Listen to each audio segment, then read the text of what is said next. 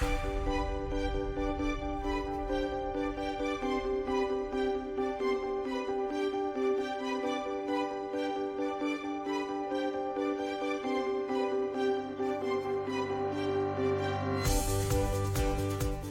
à tous, c'est Fabien Tondelier, votre guide conférencier préféré de la région lyonnaise.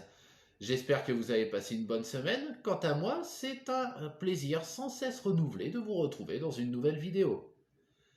Vous vous souvenez, la fois dernière, je vous avais parlé du sentier du Mont d'Or. Autour du thème de la géologie, eh bien, comme à mon habitude, maintenant que vous me connaissez, depuis que je fais des vidéos, je vous propose de parler un petit peu de nature. Un pays en particulier attire l'attention des passionnés d'ornithologie, la Dombe. La Dombe est une région qui s'étend au nord-est de Lyon, entre le Jura et le Beaujolais, dans le département de l'Ain. L'Ain comporte l'ancien pays de Gex, frontalier avec la Suisse, le Bugey, vallonné et son vignoble, la Bresse au nord-ouest avec ses bocages, ses fermes à cheminées sarrasines, et enfin la Dombe au sud-ouest et ses 1200 étangs. Des fermes en terre cuite, des châteaux en briques rouges appelés carons, des villages fleuris et des écuries parsèment les vastes paysages couverts par des milliers d'oiseaux. Avant d'aller plus loin, un peu d'étymologie, car le mot dombe peut prêter à confusion. En effet, beaucoup de gens ont tendance à dire les dombes, alors qu'il s'agit en fait, malgré la présence du S à la fin, d'un singulier, la dombe.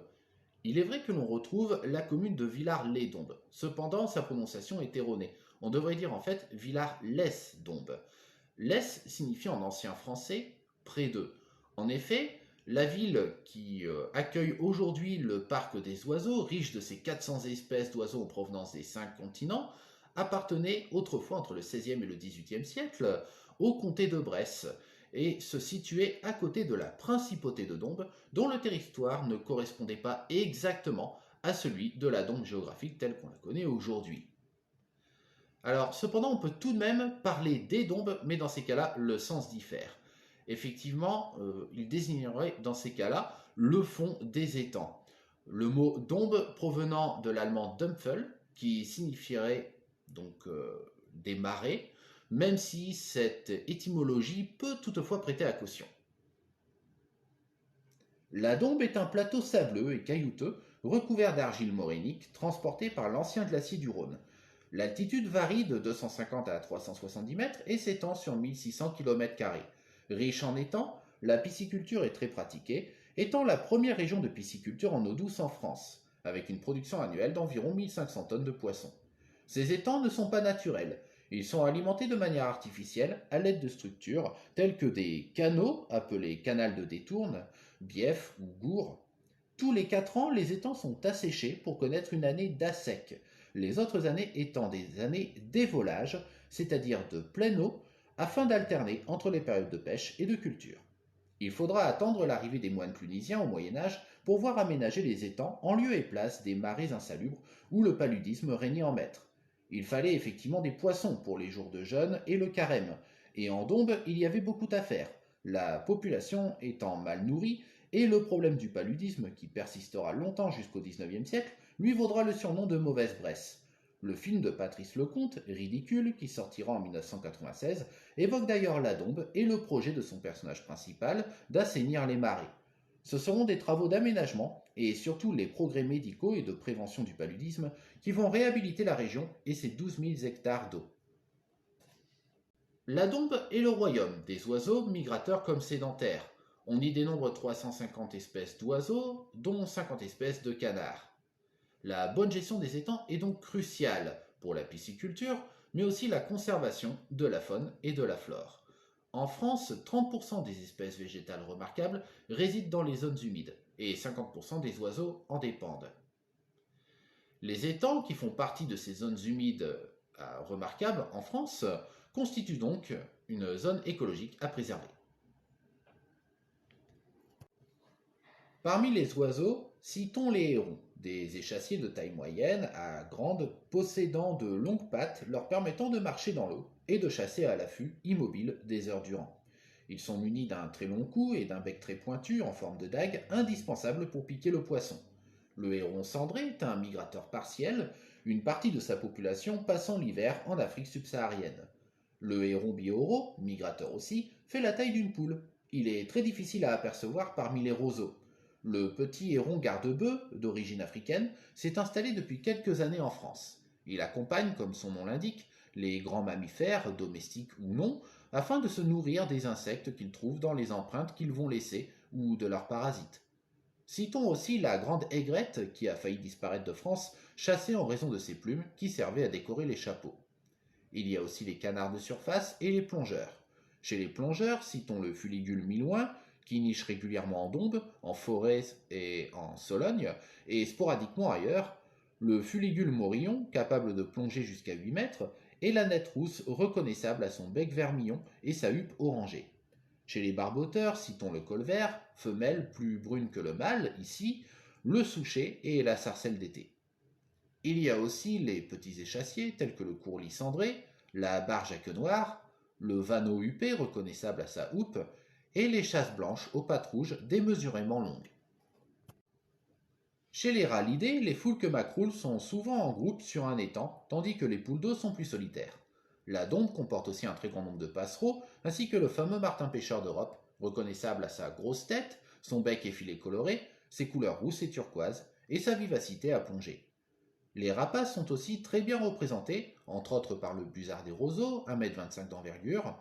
On retrouve bien sûr bien d'autres animaux, tels que des reptiles comme la couleuvre à collier, inoffensive pour l'homme, ou la cistude d'Europe, des insectes tels que les libellules et les dytiques, des mollusques comme les planorbes, et des amphibiens comme les tritons crétés, et enfin les mammifères comme les ragondins. On trouve aussi dans les étangs bon nombre de poissons. Le poisson roi étant la carpe. Poisson prisé des sportifs car difficile à capturer, sa consommation souffre cependant d'une réputation peu flatteuse, notamment d'avoir le goût de vase.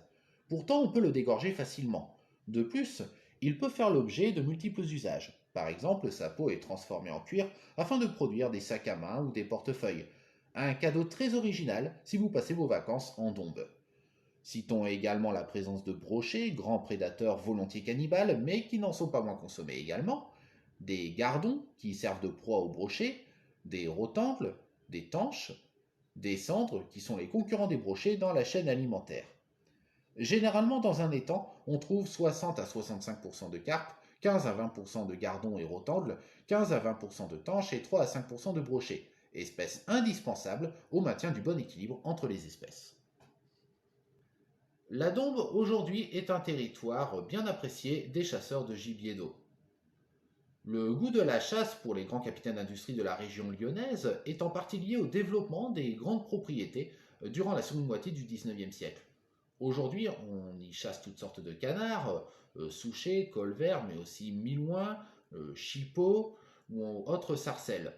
Si la pratique de la chasse continue à faire débat entre ceux qui pensent que les chasseurs sont indispensables au bon équilibre de la chaîne alimentaire et ceux qui pensent au contraire que l'on ne va pas assez loin dans la protection des espèces animales, il reste que certaines d'entre elles néanmoins constituent un réel problème, un véritable danger pour l'équilibre de la biodiversité en Dombe. C'est le cas du grand cormoran, le prédateur le plus connu des étangs de la Dombe. D'une envergure de 150 cm pour un poids de 2 à 3,5 kg, c'était au départ un oiseau migrateur qui niche en Dombe depuis quelques années. On estime sa population à 2 millions d'individus en Europe. C'est un oiseau plongeur qui consomme jusqu'à 500 g de poisson par jour, et c'est la raison pour laquelle, bien que l'espèce soit protégée depuis 1979, des tirs administratifs sont autorisés afin d'en limiter la prolifération. Le ragondin, importé d'Amérique du Sud au XIXe siècle pour sa fourrure et lâché dans la nature, pose aussi problème car il peut creuser des terriers de 6 à 7 mètres le long des berges. Il est ainsi accusé en particulier de dégradation et mise à nu des berges et de destruction des nids d'oiseaux aquatiques. Les hérons cendrés et les cygnes doivent également de ce point de vue-là faire l'objet d'attention particulière. La Dombe est un pays aux multiples enjeux complexes. L'écosystème des étangs dépend absolument de la bonne gestion de ces derniers et pour cela, l'APED, l'Association pour la promotion du poisson en Dombe, veille au grain. C'est aussi et surtout un exemple d'association réussie entre les activités traditionnelles telles que la pisciculture et la préservation des écosystèmes. Gageons que cette belle association perdure dans le temps. pour, qui sait, aboutir à la création d'un parc naturel régional dans un avenir proche.